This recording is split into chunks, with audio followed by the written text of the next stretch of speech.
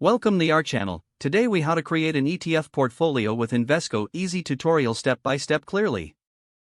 To create an ETF portfolio with Invesco, start by visiting the Invesco website.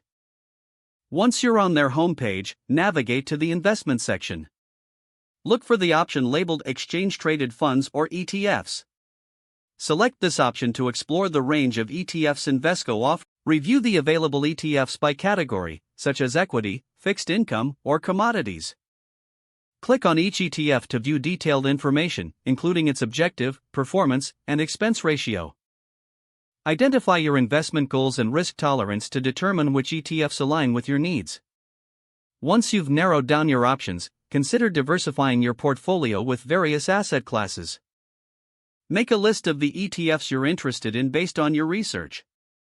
Now, set up an account with a brokerage that allows you to trade Invesco ETFs.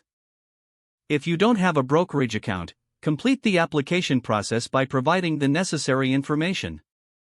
Fund your brokerage account to ensure you have the capital needed to invest.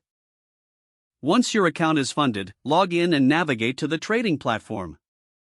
Search for the ETFs you chose from your list using their ticker symbols. Select the quantity of shares you wish to purchase for each ETF.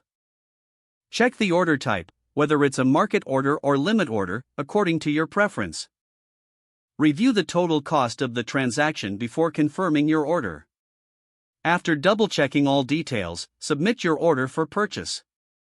Monitor your portfolio regularly to evaluate performance and make adjustments as necessary. Consider reinvesting dividends for compound growth over time.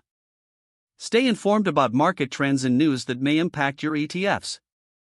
Regularly review your investment strategy to ensure it remains aligned with your financial goals. If the page does not load, refresh the browser or try again in a private or incognito window. Make sure you are using the correct email address, then retype it carefully to avoid small typos. If your password is not accepted, use the reset option and create a new strong password you can remember. Check your spam folder for verification or security emails, then complete any requested confirmation steps. Enable two-factor authentication if available to improve account security and reduce unauthorized access risk. After signing in, review your profile details so your contact information and settings are accurate and current. If you see an error message, note it down and try again after restarting your device and internet connection. Don't forget to like this video and subscribe to our channel for more step-by-step tech guides.